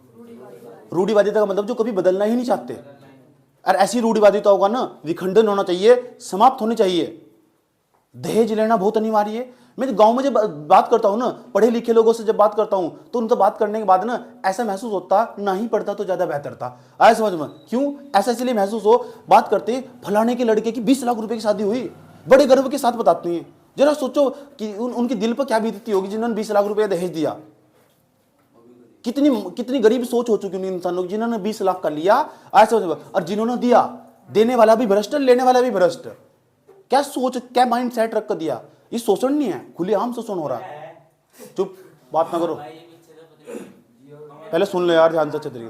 तो ये क्या रूढ़िवादिता, जो परंपरा में चला आ रहा ना, जिसे हम कभी बदलना नहीं चाहते, उसे हम रूढ़िवादिता कहते हैं। ये रूढ़िवादिता का से ऐसे समझ, जो परंपरा चली आती है, परंपराओं को हम बदलना नहीं चाहते, ऐसी परंपराएं जो समाज में लगातार चली आ बनी हुई, ऐसी परंपराएं जो समाज के अंदर लगातार बनी हुई ना, ऐसी परंपराओं को हम रूढ़िवादिता कहते हैं। पता है समझ में? तो रूढ़िवादिता समाप्त होनी चाहिए, ऐसी रूढ़ियों को समाप्त कर देना चाहिए। कुछ परंपराएं ऐसी चली आ रही, तो मैं देखता हूँ ना, गाँव के अंदर देखता हूँ कि स्टूडेंट पढ़ाई छोड़कर ना 8 घंटे की पूजा करने बैठा हुआ, अब भगवान के सामने हाथ जोड़कर बैठा हुआ, हे अल्लाह, हे खुदा, हे ईश्वर, हे वाहिगुरु, कुछ नहीं देने के। समझ नहीं बात यह? 8 घंटे की पूजा करेगा, वो तो खुद कह रहे हैं, मेहनत कर जाएगा बैठ कर, भगवान के सामने क्यों हाथ पैसा आ रहा। भगवान साहब कहते हैं बेटा मेहनत कर, मेहनत। 8 घंटे की पूजा करेगा तो पढ़ाई कब करेगा? समझ नहीं बात है? देख भगत बने घूमते हैं पूरे को पूरे। समझ नहीं बात है? अल्लाह को अपना बंदा अल्लाह का बंदा मानते हैं अपने आप को, अपने वाहिगुरु का बंदा मानते हैं, मेहनत करते नहीं, तो फिर फल कैसे प्राप्त होगा? गीता के पहले पृष्ठ पर लिखा हुआ, निष्काम वो पहले पृष्ठ पर लिखा हुआ कि भाई कर्म कर, कर्म कर, फल की इच्छा मत कर बिल्कुल भी। तो ऐसी परंपराओं को जो समाज के अंदर नहीं बदलना चाहती, जिसे हम बदलने की इच्छा नहीं है, ऐसी परंपराओं को हम रूढ़िवादिता कहते हैं। पता लगा रूढ़िवादिता? ऐसी परंपराएं जो समाज के अंदर ना लगातार बनी हुई, ऐसे समझ में, और समाज के लिए हानिकारक, ऐसी परंपराओं को बोलते हैं रूढ़िवादिता। तुम्हारी नजर में है कुछ ऐसी परंपरा जो तुम्हें लग रहा है कि ये रूढ़िवादिता, जो तुम्हें लग रहा है ना कि जरूर चीज बदलनी चाहिए, वही रूढ़िवादिता? समझ में? तुम कह सकते हो पक्का रूढ़िवादी आदमी है, ये बदलना नहीं चाहता बिल्कुल भी, रूढ़िवादी सोच का इंसान। जैसे पुराने आदमी को सबको ये पता कि अपनी ही जाति में शादी करनी चाहिए, पता कहीं लिखा हुआ कहीं किसी कानून में लिखा हुआ। पता सरकार क्या कहती है? सरकार के डॉक्यूमेंट में लिखा हुआ, अगर तुम अपनी जाति तोड़कर शादी करोगे 50,000 रुपए मिलेंगे। यस, इसे क्या है? जाति व्यवस्था कमजोर पड़ने लगती है, लोग जाति धर्म में विश्वास नहीं करते। फिर सरकार के कानून में लिखा हुआ 50,000 रुपए मिलेंगे अगर तुम लोअर कास्ट के हाई कास्ट में जाकर शादी कर लो। जैसे मैं हूं, ऐसा समझ में, और मैं किसी वर्मा शर्मा पंडितों में जाकर शादी कर ली, मैं लोअर कास्ट का, तो मुझे 50,000 रुपए मिलेंगे, और सरकार पुलिस प्रोटेक्शन भी देगी, पुलिस मेरे साथ साथ चलेगी। बस लोगों को जानकारी नहीं है, इसे बोलते हैं रूढ़िवादिता। और लेकिन लोग ना गांव में बैठकर बड़े आन बान शान के साथ बताते हैं, देखिएगा हमारे लड़के ना अपनी ही जात में शादी करके 20 लाख रुपए दहेज लिया, इतनी महंगी शादी हुई। गाँव में इतनी गहराई तो बैठ कर बात करती है, 4 चौकड़ी लगाकर जाना बहुत बड़ा काम कर दिया हो, और उसने समाज के अंदर बड़ी इज्जत के साथ देखा जाता है जिन्होंने 50 लाख रुपए का दहेज लिया हो। इसे बोलते हैं रूढ़िवादिता। दिमाग में घुस रही बात? तो आज की बात तुम इस तरह को दिखा देना, तुम सोचो, बोल लोगे तुम इसकी रूढ़िवादी सोच है, इनसे दूर रहने में भलाई है। भाई जी ने कहा था रूढ़िवादी सोच वाले लोगों के पास नहीं रहना चाहिए। बात समझ में आ रही? अभी ने समझ में बातें याद आ रही जी, बैठे बैठे यहाँ सब सोच रहे किन्ने किन्ने दहेज दिया था हमारे घर में, तो किन्ने किन्ने दिया था। ऐसा होगा, कोई बात नहीं, घबराओ ना। समझ में आया? चुप हो जाओ भाई, पढ़ लो। रूढ़िवादी पता लगी किसे कहते हैं? गाँव के अंदर ऐसे ऐसे पीस पाए जाते हैं, शहर के अंदर ही मिले। अब सवाल है, अब पेपर में 3 नंबर वाला प्रश्न स्टार्ट होगा कि गेरिबोल्डी था कौन? ऐसे पेपर में प्रश्न तंग करते हैं, तो मैं अब समझाने जा रहा हूं गेरिबोल्डी था कौन, क्या बला थी गेरिबोल्डी।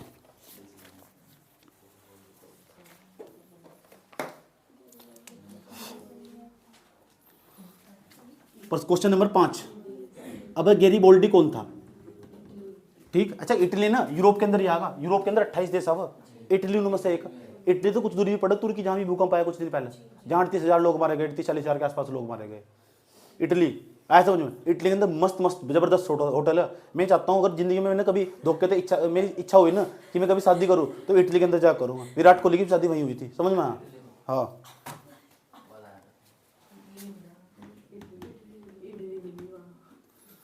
समझ में आया बात? ये सही बात है। ठीक, तो गैरीबोल्डी पूछा, गैरीबोल्डी कौन था? तो गैरीबोल्डी के बारे में जानते हैं।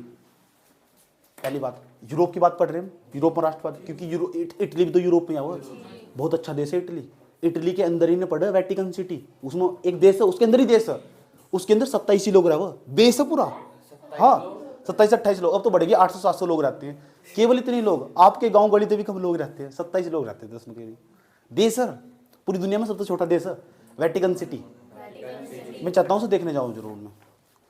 चलो गैरी बोल्डी के बारे में समझ लो। गैरी बोल्डी, तो गैरी बोल्डी पूछे, गैरी बोल्डी था कौन? यूरोप के अंदर ना इटली पड़ता, इटली के अंदर ना एक महान सेना नायक था। जिक्र हमारे यहाँ अगर तुम क्रांतिकारी को बोलते हैं तो भगत सिंह का नाम लेते हैं। इस तरह यूरोप के अंदर इटली के अंदर ना एक महान सेना नायक था, सेना का नायक, सेना के लीड करने वाला, सेना का नेता, सेना का नायक था गैरी बोल्डी। हाँ तो गैरी बोल्डी पता लगा कौन था? यूरोप के अंदर ना एक देश पड़ता है इटली, ये यूरोप है, ये तो यूरोप है। और यूरोप में कितने देश हुआ? 28। अब तो वैसे 27 देश हो गए इसके अंदर, समझ में बात है। यूरोप के अंदर 28 देश आते हैं, 28 में तो एक देश है, उसका नाम क्या है? इटली। इटली और इटली का ना महान सेना नायक था, महान सेना नायक, सेना नायक, नायक नहीं खलनायक हूं मैं। पता लग गया? महान सेना नायक था, पता लग गया? किसकी बात चल रही? गैरी बोल्डी की बात चल रही। तो गैरी बोल्डी के व्यक्ति का नाम है, बात समझ में आई? और वो कहाँ का रहने वाला था? इटली का। कौन था महान सेना नायक? समझ आई बात है? ठीक।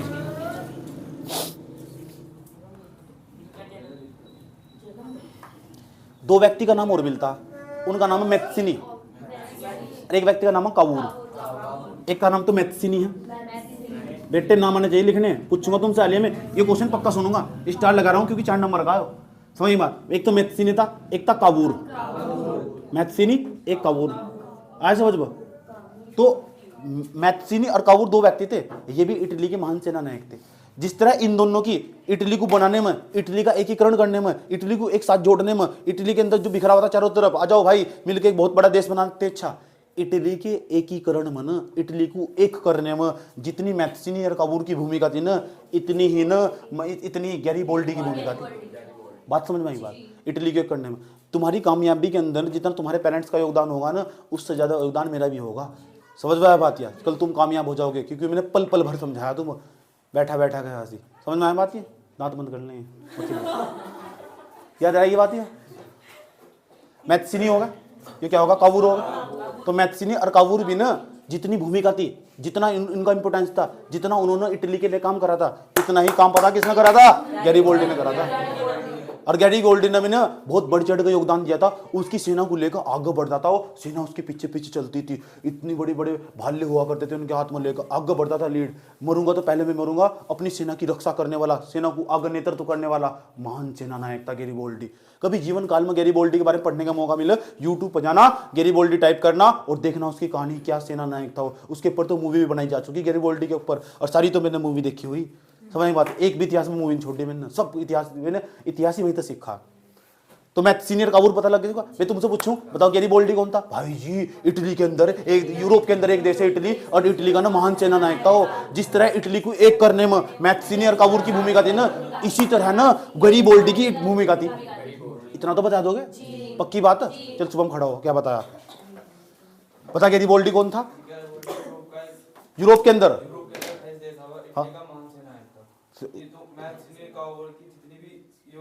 हाँ शाबाश, गजब की बात है, समझ में आना तुम्हारी जरूरी। बता दोगे इस तरह? कितना अच्छा बताया सर। अगर जैसे जैसे मैं आगे बढ़ाऊंगा ना, अपनी कहानी को बढ़ाऊंगा, देखते तुम भी सीख पाओगे नहीं पाओगे। अब जब गैरी बोल्डी के बारे में इतना भी जान लिया, क्या तुम्हारी इच्छा नहीं हो रही कि तुम्हें जानना चाहिए गैरी बोल्डी का जन्म कब हुआ था? 4 जुलाई 1807 को इसका जन्म हुआ। 4 जुलाई। ये जो गैरी बोल्डी जी है ना, इनका जो जन्म हुआ 4 जुलाई 1807 को जन्म हुआ। 4 जुलाई 1807 को नाइस के अंदर हुआ था। नाइस एक जगह का नाम, स्थान का नाम है, शहर है वो नाइस। अब तुम सोचते होंगे ये इटली का महान सेना नायक था तो इसका जन्म इटली में होता? नहीं, फ्रांस में होता इसका जन्म। फ्रांस का एक शहर है नाइस, उसका नाम है हाँ फ्रांस। इसके पास ही तो पेरिस पड़ता। मेरी इच्छा बहुत, यहाँ बड़े बड़े टावर यही पाए जा, बड़ी बड़ी बिल्डिंग। चुप हो जाओ। 4 जुलाई 1807 को ना, 1807 ईस्वी में, ये समझ जाओ फ्रांस के अंदर उस टाइम पे हम गुलाम थे, अंग्रेजों ने हमारे यहाँ कब्जा बना रखा था, बढ़िया करके कब्जा बना लिया था। 1807 में नाइस में इसका जन्म हुआ था। बात समझ में आई है? पता लगे गैरी बोल्डी का जन्म कहाँ हुआ था? 1807 में हुआ था, 4 जुलाई को। आया समझ में? 4 जुलाई को, और 2 जुलाई को उसका बर्थडे हो, ठीक है, याद रखना बात यह है, ठीक है। 4 जुलाई 1807, अभी ढूंढना ही है, 2 जुलाई की किसका बर्थडे होगा, इधर देख लो। 4 जुलाई 1807 को नाइस में फ्रांस में क्या हुआ था उसका? Happy birthday to you Garibaldi, happy birthday बोलो, हैप्पी बर्थडे गैरीबोल्डी, ताली बजाओ, ताली बजाओ, हैप्पी बर्थडे टू यू। समझ बात? गैरीबोल्डी का जन्म पता लग गया कब हुआ? हैप्पी बर्थडे मना लोगे इसका, केक नहीं मिलने का, ठीक है। कहाँ हुआ था? कौन बोला? डीपीएस के पीछे कहाँ हुआ था? पागल हो गए? डीपीएस के पीछे जन्म हुआ था इसका? ओए कहाँ हुआ था? फ्रांस के अंदर। इतनी बात बता दो, समझ में आई नहीं है?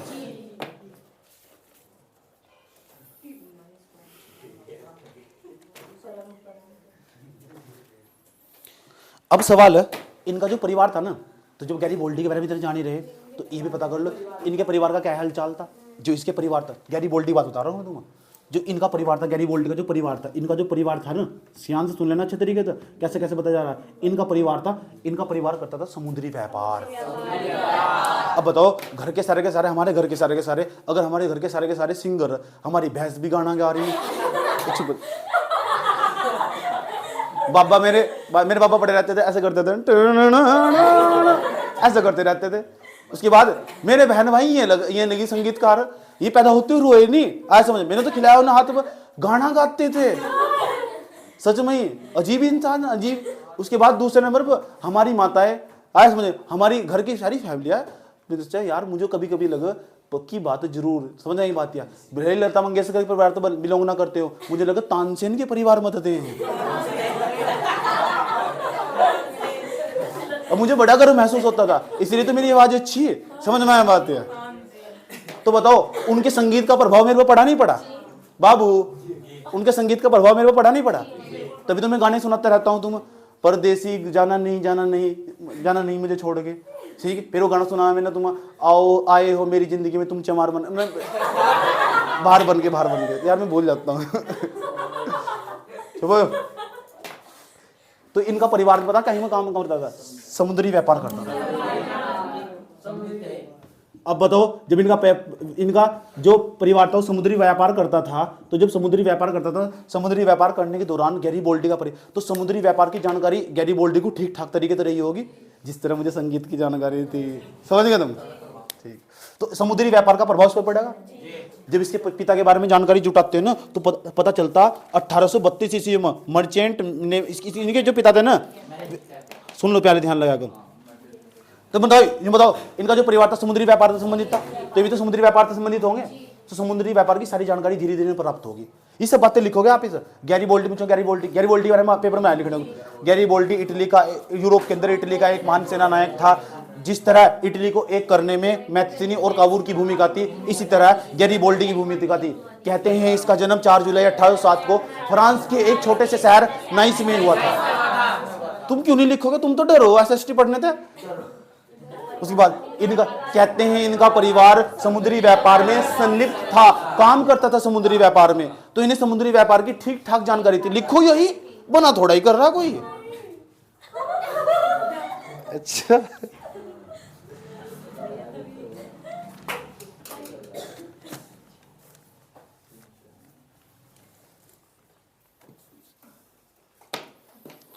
समझ में आया बात है? 1807 में इसका जन्म हुआ। 32 में 7 घटाओ ना, बताओ 32 में 7 घटाओ। 25 साल की उम्र में ना ये मर्चेंट नेवी में कैप्टन बन चुका है। भाई की मर्चेंट नेवी कहाँ काम करती है? वो समुद्र में काम करती है। जब मैंने 17 साल 2 महीने का था, तो मैंने मर्चेंट नेवी का जॉब छोड़ दिया था। समझ में आया बात यार? 17 साल 2 महीने की मेरी उम्र थी, सबसे पहला जॉब मैंने वही छोड़ा था।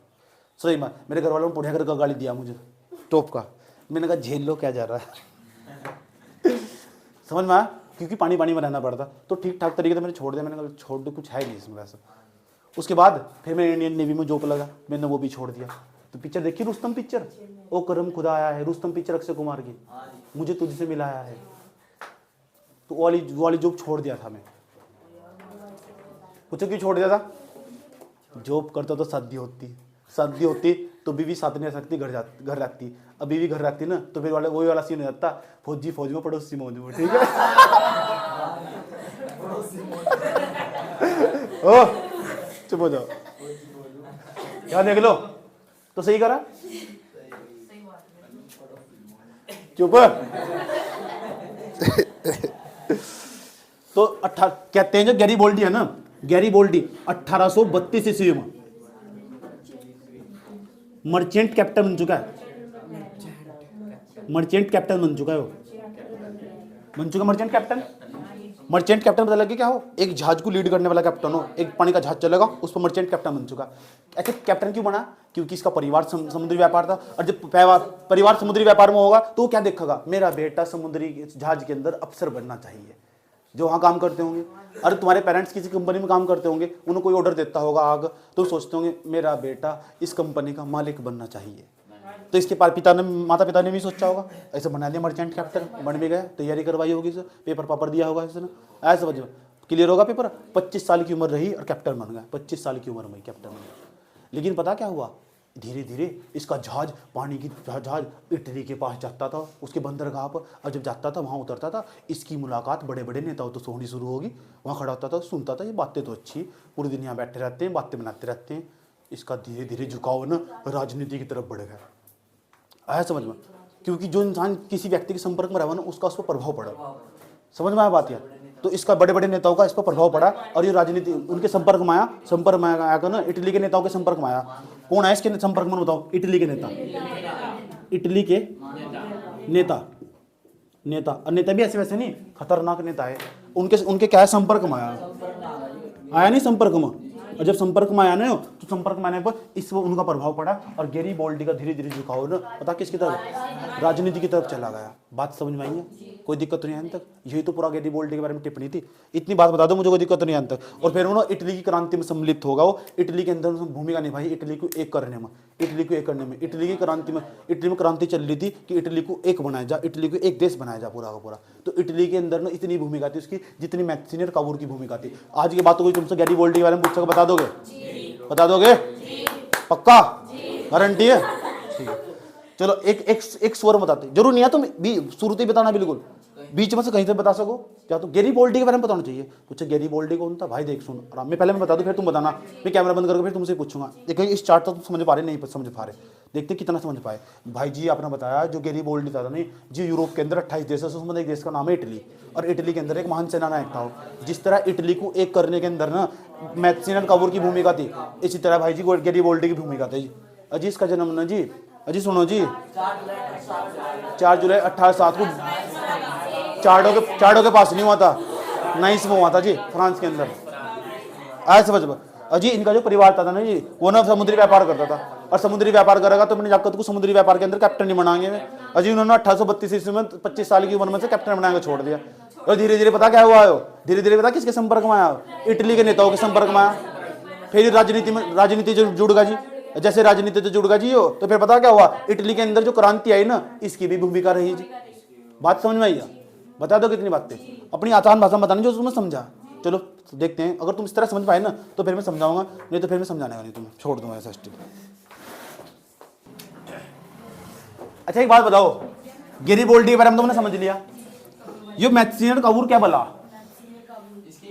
हाँ मैं काबूर तो बाद में जाकर प्रधानमंत्री बना इटली का, सच में ही। तो मैं चाहता हूँ थोड़ा थोड़ा इनके बारे में भी जान लो, क्योंकि इनके पेपर में 2016 में इसके बारे में टिप्पणी आई थी लिखने को, टिप्पणी मैक्सिनी, पूरा नाम क्या है इसका जन्म और क्या था, क्या कांड करा इन्होंने। काबूर प्रधानमंत्री काबूर के बारे में जानेंगे, इटली का प्रधानमंत्री बना था, समझ में आई बात, या प्रधानमंत्री बिल्कुल मोदी की तरह चाइनी बेचा था, याद रखना बात, या ठीक है। अब दूसरे वाला कितने क्वेश्चन होंगे, 5, क्वेश्चन नंबर 6 मैं अपने हिसाब से पढ़ाऊंगा, मैं 2-3 क्वेश्चन और पढ़ाऊंगा कल, फिर पूरा चैप्टर खत्म कर दूंगा, बस 2-3 क्वेश्चन और, क्योंकि बड़ा चैप्टर था ना, फिर हम करूँ दूसरे चैप्टर पर रेस कर जाएंगे और दूसरा पूरा खत्म करने की कोशिश करेंगे, ऐसा करके फिर 2 चैप्टर और, बस 1 चैप्टर और 5 चैप्टर में खत्म खेल इसका, 4-5 दिन में ही। तुम तो यहीं रोकते फिर रहे थे, ऐसे समझ में, हाँ यार समझाने का खेल, ध्यान लगा के समझना सर, ध्यान से। क्वेश्चन नंबर 6, क्योंकि एक ही बार समझाऊंगा, दूसरी बार सुन लूंगा तुरंत। क्वेश्चन नंबर 6 एक बात पूछूंगा। अब हम समझ रहे मैक्सिनी के बारे में, तो मैक्सिनी के ऊपर टिप्पणी आई पेपर में लिखने को, मैक्सिनी टिप्पणी, जियोसेफ मैक्सिनी कौन था, जियोसेफ मैंने बोला ना जोसेफ, तो जोसेफ याद कर लो, जोसेफ मैथ्सिनी, ये पूरा नाम था जोसेफ मैथ्सिनी इसका। अच्छा कोई एक लाइन पूछूं तुमसे, जोसेफ मैथ्सिनी के बारे में क्या पता तुम होगे जिसने इटली को एक करा था, तो पक्की बात है इटली करा, तो इटली का एक सेना नायक होगा अभी, आया समझ में? अभी सुन लो पहले ध्यान से अच्छे तरीके से, कौन था जोसेफ मैथ्सिनी, इसके बारे में। तो पॉइंट वाइज में एक पॉइंट बताने जा रहा हूं कि जोसेफ मैथ्सिनी था कौन, किसके बारे में पढ़ रहे हैं हम? जोसेफ, याद रहेगी बात, या पूरा नाम पता लग गया ना, जोसेफ। तुम जरूर जानना चाह रहे होंगे, ठीक, इन्हें क्या करा था, तो पूछा ना तुम सर, जोसेफ मैथ्सिनी तो इटली का था, इटली का एक क्रांतिकारी था, इटली का कौन था, सेना नायक नहीं आया था, इटली का क्रांतिकारी था, क्रांतिकारी, इटली के अंदर क्रांति लेकर आया था, ऐसा समझे, इटली को एक करने में इसकी भी भूमिका थी, क्योंकि क्रांतिकारी था लेकिन वो सेना नायक था, गेरिबोल्डी, समझ में आया बात? या दूसरे नंबर पर अब तुम सोच रहे होंगे पक्की बात है यार, ये रहने वाला कहाँ का था, तो ये ना जिनेवा का रहने वाला था, जिनेवा। तुम सोच रहे होंगे जिनेवा कहाँ पड़ता, ये भी समझते हो जिनेवा कहाँ पड़ता, ठीक, जिनेवा पड़ता स्विट्जरलैंड के अंदर, स्विट्जरलैंड फेवरेट जगह, धूप नहीं निकलती, बहुत कम धूप निकलती है, हाँ, मौसम बड़ा सुहाना रहा, बड़ा सुहाना सुंदर मौसम, साल भर पूरी ठंड पड़ती रहती है, ऐसे हाथ में हाथ देके चला जाता है, बिल्कुल ऐसे करके, ऐसे समझ में, ऐसा नहीं महाराज, ऐसा नहीं है वो वाला, नहीं दूसरे वाला, ऐसे समझ में, ऐसा हाथ में हाथ पकड़ चले जाता, बड़ी ठंड रहती है, बारिश पड़ती रहती है, बस मैं तो सपना में वहाँ जाऊँ घूमने, किसी के साथ घूमने जाऊँगा वहाँ, समझ गया ना तुम? उसके बाद चलो, इसका जन्म हुआ था पता कहाँ, इसका जन्म हुआ था स्विट्जरलैंड के अंदर, जन्म पता कहाँ हुआ था, 1807 में। अच्छा उसका जन्म कब हुआ था, उसका 1807 में हुआ था, बढ़िया, जेनेवा, और जेनेवा कहाँ पड़ता, स्विट्जरलैंड, स्विट्जरलैंड, ये स्विट्जरलैंड। क्या मैं यहाँ घूमने जा पाऊंगा कभी, तुम्हें लग रहा क्या मैं अकेला जाऊंगा, ऐसे समझ में?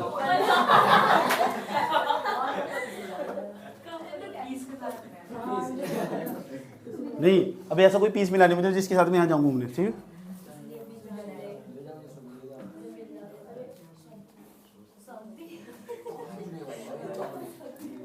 अब इसका काम क्या था, जोसेफ मैथ्सिनी ने एक संस्था बना रखी थी, जिस तरह भगत सिंह ने HSRA बना रखी थी, हमारे यहाँ जो भगत सिंह था ना वो भी क्रांतिकारी था, उसने हमारे यहाँ HSRA बना रखी थी, हिंदुस्तान सोशलिस्ट रिपब्लिक एसोसिएशन, उसका सदस्य था वो।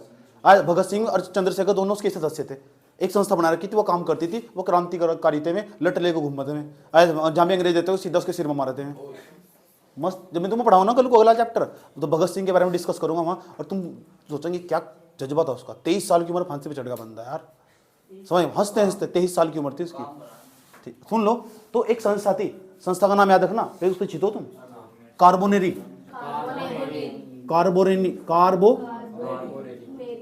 कार्बोनेरी संस्था, गुप्त संस्था थी, किसी को पता नहीं, गुप्त संस्था, एक संस्था बहुत सारे लोग हो, तो ये पता कौन था उसका सदस्य था, तो इस संस्था का सदस्य तो इसमें तो काम करेगा, जैसे कोई बजरंग दल का सदस्य तो बजरंग दल के लिए काम करेगा, भीम आर्मी का तो भीम आर्मी का काम करेगा, अगर तू कोई मुस्लिम कम्युनिटी की सदस्य तो उसका काम करेगा, तो ये संस्थाएं तो बना रखी हैं, इनमें ही काम करेगा, बस समझ गए ना बात तुम? फिर क्यों अपने अपने धर्म को बचाने के लिए सब करते हैं, सब करते नहीं करते इस तरह, तो इसी तरह था ये संस्था। लेकिन ये संस्था तो खुले आम, लेकिन कुछ ऐसी गुप्त संस्था काम करती है, जैसे मेरा SN नाम का प्राइवेट ग्रुप चलता, उसमें बहुत सारे लड़के जुड़े हुए, हाँ, संस्था नहीं गुप्त संस्था हुआ, और नीचे नीचे काम कर रहा, समझ में आया बात है? समझने की बात है, जब तुम 12वीं पास कर लोगे ना अच्छे, तो तुम भी इसमें ओल्ड ग्रुप में डालते जाओगे, समझने की बात है? नीचे नीचे काम पता कैसा कर रहे, वे गरीब लोगों की मदद करते हैं, लड़ाई दंगे नहीं करते हैं, समझ में आया बात है? तो कार्बोनेरी गुप्त संस्था का क्या था, सदस्य, पूछूंगा तुमसे, मेंबर था इसका, पता लग गया? मेंबर का पर्चा नहीं आया हो गाँव वाला, आतिशगिरी, इधर देखो। इतनी बात बताओ, समझ में नहीं है, इतनी बात याद रखोगे इसके बारे में। पूछूंगा तुमसे, जोसेफ मैथ्सिनी, पूरा नाम नहीं, जो मैथ्सिनी बोल रहा है उसको खालता रहो, पूरा बोलना। इटली का क्रांतिकारी था, जन्म यहाँ हुआ जिनेवा के अंदर स्विट्जरलैंड में, कार्बोनेरी संस्था गुप्त सदस्य था, याद है? 24 साल का था, कितने साल का, 24 साल का उम्र थी इसकी, समझ में आई बात है?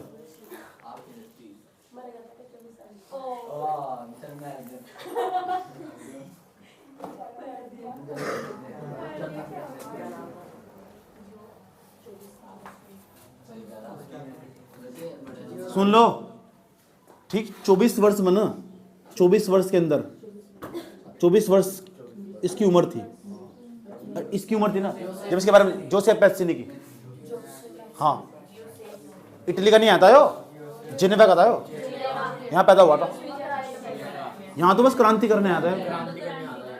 24 वर्ष की उम्र में ना इस बंदे ने खुद की एक संस्था बना दी।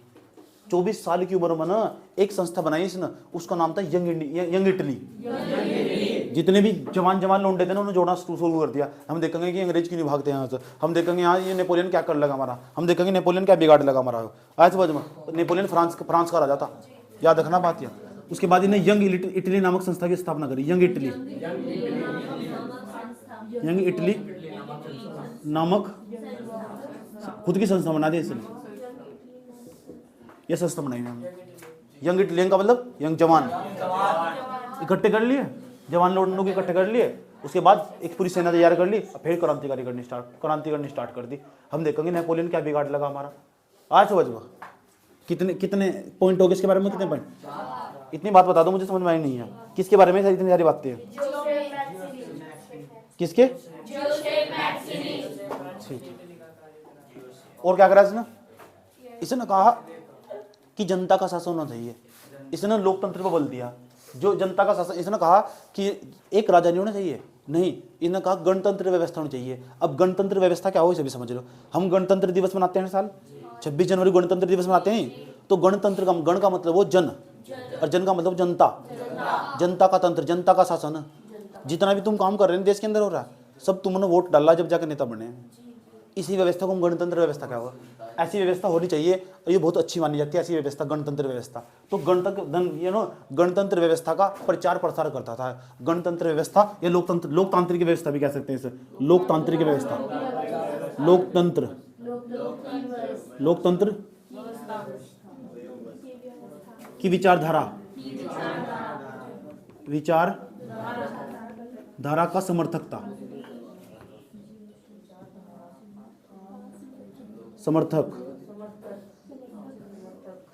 इतनी बातें याद रहेगी ठीक। और इटली के अंदर जो राष्ट्रवाद पनपना स्टार्ट हुआ था ना, इसी के समय पनपना स्टार्ट हुआ था ठीक। इटली में राष्ट्रवाद का प्रचार प्रसार किया इसने, राष्ट्रवाद का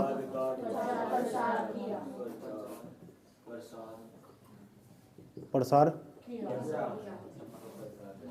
जोसेफ मैत्सिनी के बारे में इतनी बातें याद रखोगे, चलो एक बार में पता लग गया ना, आसान बात, आंख बंद करके याद होना चाहिए। भाई जी जोसेफ मैत्सिनी एक प्रकार का इटली का एक प्रकार का क्रांतिकारी था, सेना नायक नहीं आता जी ठीक। इसका जन्म 1807 में जिनेवा में हुआ था जी। दूसरे कार्बोनेरी गुप्त संस्था का सदस्य था। 24 वर्ष की उम्र में इसने यंग इटली की स्थापना करी थी। लोकतंत्र की विचारधारा का समर्थक था, लोकतंत्र की विचारधारा का समर्थक था। इटली में राष्ट्रवाद का प्रचार प्रसार किया है, क्या इसमें याद कर लोगे। इसी तरह अपने नोट्स में नोट करना है। कितने क्वेश्चन पढ़ा दिए, 6, 7वां क्वेश्चन पढ़ाते इस तरह ही छुट्टी हो जाएगी। चलो नोट करो पहले से, चली रही थी अब तक, अब चलाइए।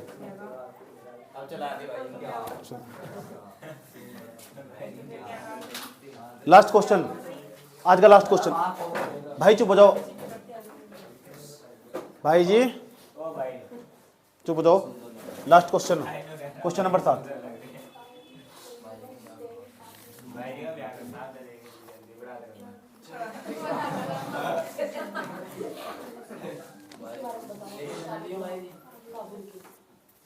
अब हम समझेंगे मैत्सिनी के बारे में, समझ लिया। अब समझेंगे कावूर के बारे में। जीरो बैलेंस पे शादी करूंगा, तेरे सामने करूंगा, नहीं तो नहीं करूंगा। करूंगा तो जीरो पे करूंगा, नहीं करूंगा नहीं करूंगा।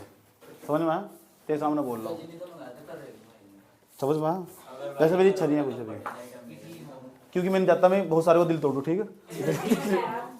आ जाओ यार, पढ़ लो यार, चुप हो जाओ, पढ़ लो यार। तुम यहाँ शादी शुद्धि की बात करने आता रहेगा। मेरी पूरा नाम है काउंट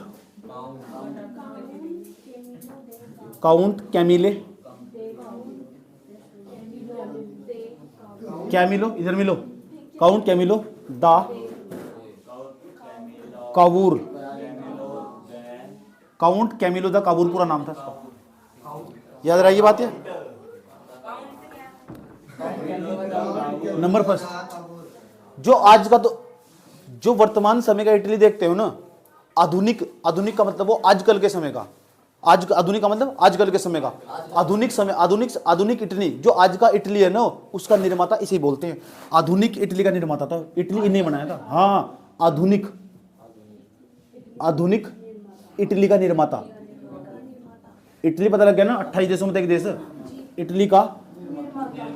इटली के अंदर ज्वालामुखी पाई जा, खतरनाक खतरनाक खतरनाक। जब वो ज्वालामुखी विस्फोट हो ना, तो रंग बिरंगी लाइट निकले, लोग उसे देखने के लिए जाते हैं। सच में आधुनिक इटली का निर्माता था। हाँ, लेकिन वहाँ के होटल बहुत फेमस है, समझ नहीं बात है।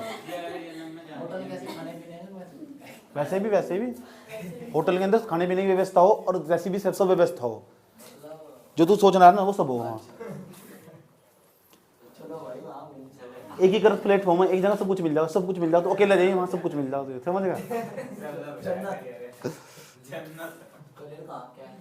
ओ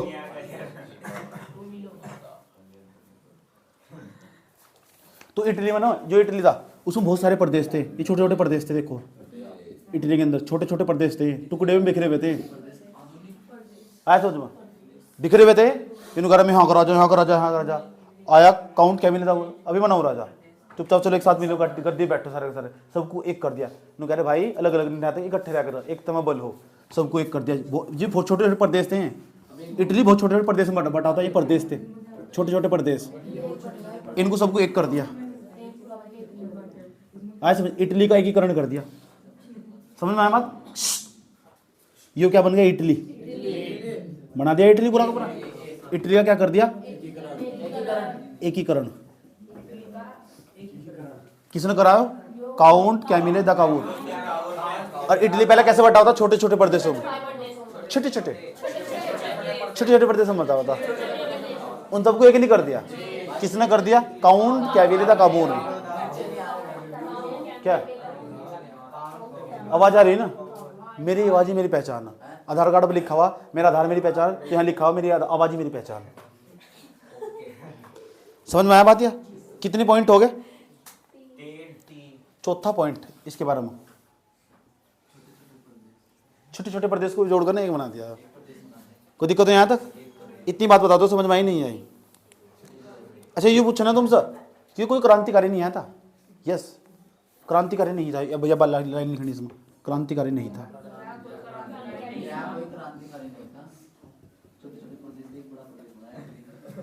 याद रही बात। है इटली के अंदर ने एक जगह पड़ती है जी का हमारे हरिद्वार पड़ता है पूरे भारत में, और यहाँ का सांसद पता कौन है, रमेश पोखरियाल निशंक। रमेश पोखरियाल निशंक, जो निशंक जी हैं, निशंक जी जो फूल वाले हैं, वे सांसद हैं यहाँ से। तो इसे ना जो काउंट कैमिले द कावूर है ना, इसे ना काउंट कैमिले द कावूर को एक स्थान पड़ता है इटली के अंदर, उसका नाम है पिंडमांड। पिंडमांड पिंडमांड इटली के अंदर स्थान है। वहां का सांसद चुना गया, सांसद चुना गया वहां, और फिर संसद में पहुंचाया गया। समझ गए ना, काउंट कैमिले का बोर्डू पिंडमांड उसका सदस्य पिंडमांड था ना, सांसद चुना गया और इसे संसद का सदस्य बनाया गया। संसद का क्या बनाया गया, जो संसद का सदस्य हो ना, संसद के अंदर जाकर बैठा, उसे हम सांसद बोलते हैं। सांसद आया समझ में, कहाँ का सांसद था, पिंडमांड का। याद रहेगी बात, बना दिया। फिर 1848 में जाकर ना इसे बाद में प्रधानमंत्री बनाया गया, जो सांसद हो वही प्रधानमंत्री बन सके। आज समझो, फिर बाद में जाकर से क्या बनाया गया, प्रधानमंत्री कब बनाया गया, 1848 ईस्वी में। 1852 में प्रधानमंत्री बन गया था। 1848 में तो पिंडमांड का सदस्य बना था। ये पिंडमांड का सदस्य कब बना था, पिंडमांड के अंदर 1848 में। और प्रधानमंत्री बना था, बता कब प्रधानमंत्री, 1852 में, 1852 ईस्वी में। इतनी बात बता दो, समझ में नहीं आई, कोई दिक्कत। इतनी कहानी याद रखनी, दोबारा फिर समझा दो इसके बारे में। काउंट कैमिले द कावूर था, वो आधुनिक इटली का निर्माता बोल रहे हैं। दूसरा, कोई क्रांतिकारी नहीं आता है। तीसरी बात, यहाँ इटली के छोटे छोटे प्रदेश को छोटे छोटे एक बड़ा बना दिया, इटली को एक कर दिया, इटली का एकीकरण कर दिया। दूसरे की खास बात थी इसकी, ये ना आधुनिक इटली का निर्माता कहलाता हुआ। दूसरा, इटली के अंदर एक जगह स्थान, उसका नाम पिंडमांड, वहां तक क्या चुना गया था, सांसद। और सांसद कौन हो, जो संसद के अंदर बैठते हैं। आया समझ। फिर सब कब कब संसद चुना गया? 1848। प्रधानमंत्री कब बनाया गया? परसों नहीं, 1852 में। परसों कहाँ बनाया गया? अब तो उसकी हड्डी पता नहीं कहाँ पड़ी होगी। समझ में आया बात? यह इतनी बात बता दो मुझे कि काउंट काबुल के बारे में इतनी बात समझ में आई नहीं, याद कर लोगे? चलो बताइए करें क्या क्या उसके बारे में। अरे आधुनिक टेक्निकल नहीं बताता ये पढ़ाएंगे कोई कुछ। छोड़ दो ना पढ़ाई, छोड़ दो, क्यों पढ़ने आने यहाँ से, छोड़ दो। इटली के छोटे छोटे प्रदेश थे, उन्हें सबको जोड़ के एक बना दो। क्रांतिकारी है था नहीं हो। 1848 में से पीनमांडा सदस्य चुन लिया गया। 1852 में प्रधानमंत्री बना दिया। इतनी बात नहीं याद रखी यार, डूब को मर जाओ। नोट कर लो, आज के एपिसोड में हम इतना ही रखते हैं। एसएसटी बढ़िया लगी, मस्त लगी, कोई दिक्कत? ऐसा कर दो एक बार, ऐसे ऐसा ऐसा नहीं, सब नहीं कर रहे, सब कर रहा है सर। ये कौन कर रहा है? तो नहीं करना।